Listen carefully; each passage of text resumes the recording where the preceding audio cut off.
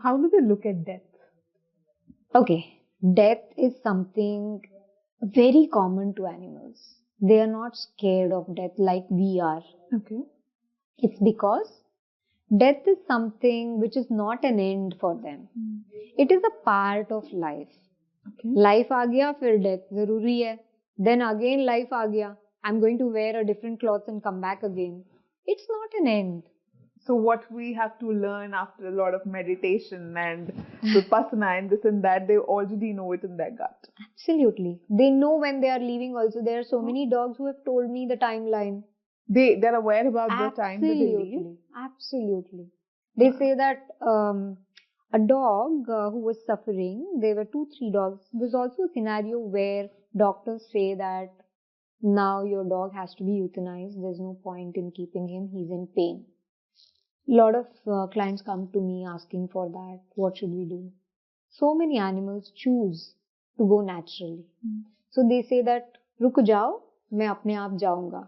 I have sufferings right now, so I need to pass it.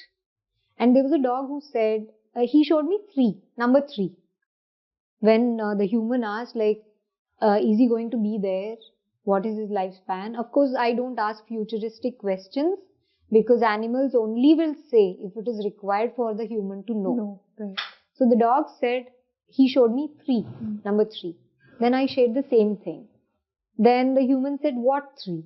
I asked the dog, is it 3 days, 3 weeks, 3 years, 3 months? He didn't say it. He just showed me 3. Okay. And then I got a confirmation from the lady, the 3rd day, dog left. So he was saying 3 days. He didn't mention the proper timeline because he knew that his human is very anxious. And she might get anxious, अरे ये 3 days है, so she's counting the breath. Yeah. So instead, he's left it open so that the human is being in the moment, spend more memory, make good memories with the dog rather than thinking of that more. Of course, he gave a lot of guidelines to her how to deal with it till that 3 comes. And she followed that, and it was 3 days. Do they get anxious about that, how the human is going to be once they depart? Yeah. Yeah? They know. They worry about it? Yeah. There was also an indie who was on the deathbed. He could not move anything apart from his eyes. So this person called me. He was like 17 years old, the dog. The person called me and said, Asha, it's very hard for me to let go of him. Doctors are asking me to euthanize him. What should we do? So he just, the indie showed me the video of a party where he's wearing that birthday ka topi. And he said, I want this to happen. And I'm a reason to bring smile in the family. And my reason for leaving also should be a celebration. And they celebrated his birthday, cut a cake next day itself. And then he passed, very comfortably and calmly. And that was the message which he wanted to be fulfilled in this life, and then he wanted to leave. So he chose me as a messenger to convey this to their parents. And the person called me and said, thank you so much that we could understand what was his last wish, and then we let him go. So there are a lot of things like this. And there are a lot of dogs who are on deathbeds. They also say that they choose who has to be there with them. And they don't choose who has to not be there with them. And it is so true. Do they get extra loving and pampering when they're about to leave? Just to kind of have that last moment? If they wish to, definitely. And some dogs have left when they are in the hospital. And they make sure that their humans are not around and they see them leaving because it's too hard for them. They know how their humans are and they choose their death the same way. Like the way Shireen chose my lap while leaving.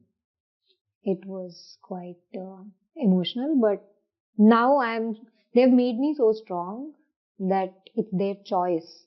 So you don't have any control on what you can do. What you can do is try for their betterment by knowing what they want. So, yeah. So out of your experience, what do you think, typically in your experience, what is that one thing that the pet would like to go with in their last moment? Like I'm sure if there is a recurring thing that most of the pets have told you, then this is what we want and this is how we want to go. This is the feeling, or this is what we want. Anything like that? The most common thing what a pet says is, live the memories. Let go of the stuck moment, because everybody, even me, though I have spent 16 years of that beautiful life with my dog, what gets stuck to me is the moment when he leaves. That photo, that picture and video or the moment gets stuck in my mind for whole life. And that will erase the whole memories what we have lived with him. So what animal says is, live those beautiful moments which you have spent with me, rather than getting stuck to this moment. Move on. It is my journey. And also they say, you never questioned when I came to you. You were happy? This is what I chose right now. So you should feel happy. And let me go. It's my journey. And they always counsel their parents. It happens. Then they say that we all are individuals. And even your husband, your mom, your dad are different. Nobody's yours. You just contribute in this life. You partner relationships in this life. But this is the reality. So love death more than life is what they say to me every time. I think they would just want to bring us to their consciousness level. Yes. And I think their purpose is that, get ready, get evolved. We are here so that you can raise up in your consciousness. Yeah. All these conversations had made me a very different person. If now I feel that I need to hug my horse, hug my dog, I'm going to do it, and I'm not going to postpone that for some time, because we don't know. Live the moment. It's a very, very true message what I have imbibed in my life.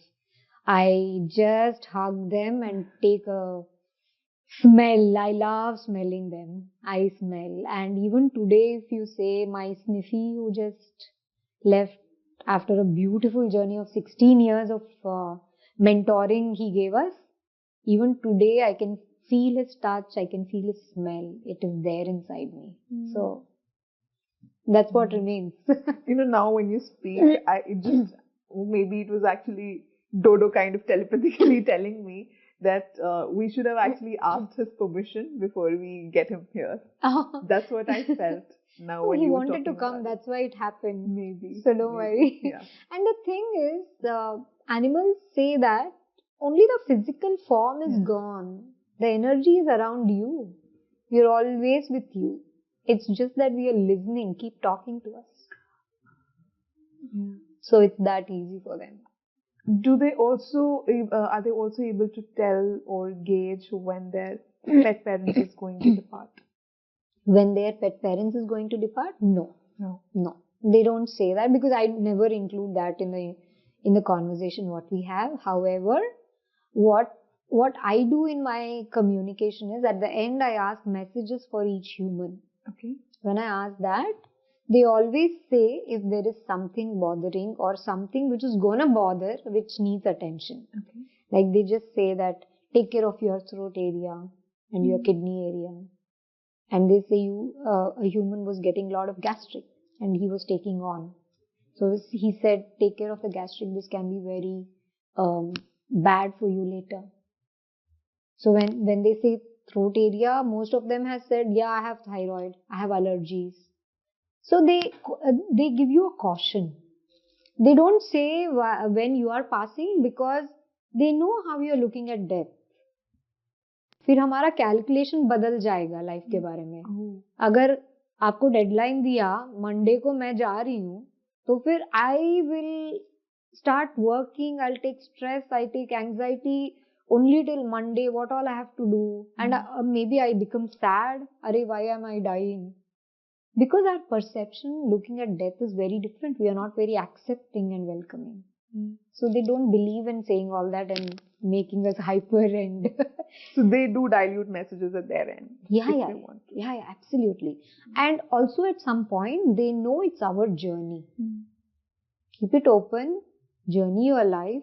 Death is there always. There is an expiry date for everything. So accept it. Why don't you accept it? But how do they treat when their pet parent actually departs or moves over? Are they sad, or because they are so wise, so they have got they understand that at a deeper level? Are they confused? Because we have also seen dogs, and here I would like to specifically talk about dogs. We've seen dogs that where there was a very famous reel where the dog used to go all throughout that way, where the pet parent used to meet him, right, just to find him. Yeah. So what exactly do they feel? How do they For process this, it? I need to give that classic example of Hachiko movie. Yeah. Hachi is my dog too. Like, we are a big fan of Hachi, my husband and me. So the same breed, same dog chose us as a puppy, and he came to us. Hachiko waited for his master for 9 years at the train station. Exactly. Right? Yeah. So that is the life what he was living. He was not traumatized, but he wanted to live that moment that he was coming there to leave his master.